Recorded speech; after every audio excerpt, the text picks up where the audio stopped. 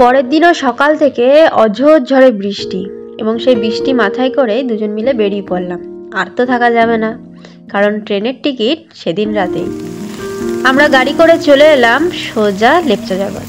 Pine ফরেস্টে এসে দেখি সে কি ভীষণ জল, চারিদিক জলে একবারে ভেসে যাচ্ছে। এর মধ্যেই আমরা দেখলাম না, এসেছি যখন তখন ঘুরতেই হবে।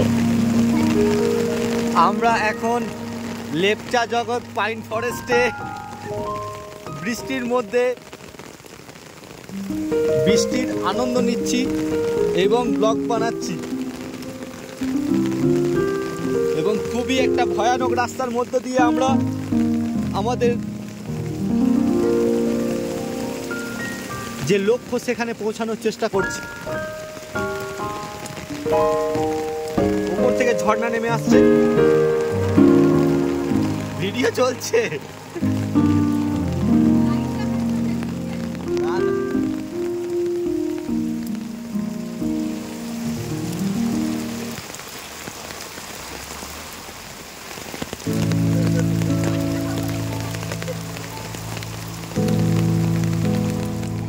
পাইনের জঙ্গলের মজা নিয়ে সোজা চলে এলাম সীমানা ভিউ পয়েন্ট।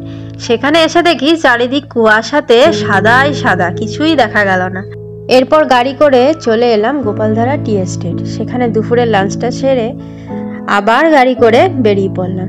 এটা কিন্তু গোপালধারা টি এস্টেট নয়, এটা রাস্তায় যেতে যেতে একটা র্যান্ডামলি দাঁড়ানো একটা টি গার্ডেন, খুব সুন্দর ছিল। এবং আমরা ওখানে দাঁড়িয়ে অনেকগুলো ভিডিও আর ফটোও তুললাম। তারপর আবার কি, এই মিরিক যাওয়ার পথে রাস্তাটা কিন্তু খুব সুন্দর, চারিদিকে শুধু টি গার্ডেন আর টি গার্ডেন। এরপর চলে এলাম মিরিক লেক। সেখানে এসে দেখি সেখানেও বৃষ্টি হচ্ছে, এবং বৃষ্টির মধ্যে মিরিক লেকের কিন্তু আরেক সৌন্দর্য দেখতে পেলাম, খুব ভালো লাগলো। সেদিন ওয়েদারটা খারাপ থাকায় বোটিংটা বন্ধ ছিল, কিন্তু যাই হোক আমরা গোটা লেকটায় ঘুরে টুরে দেখলাম। ঘোড়ায় আর চাপিনি, বৃষ্টির মধ্যে ঘোড়াগুলোকে কষ্ট দিয়ে আর কি হবে।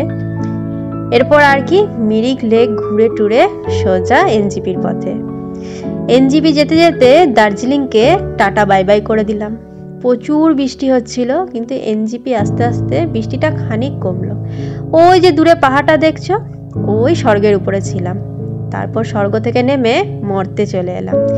তিস্তা নদীর ওপারে গেলেই এনজিপি। টাটা বাই বাই, দেখা হচ্ছে আবার পরের ভিডিওতে। কেমন লাগলো ভিডিওগুলো অবশ্যই কিন্তু কমেন্টে জানিও, এবং লাইক করতে কিন্তু ভুলো না। টাটা।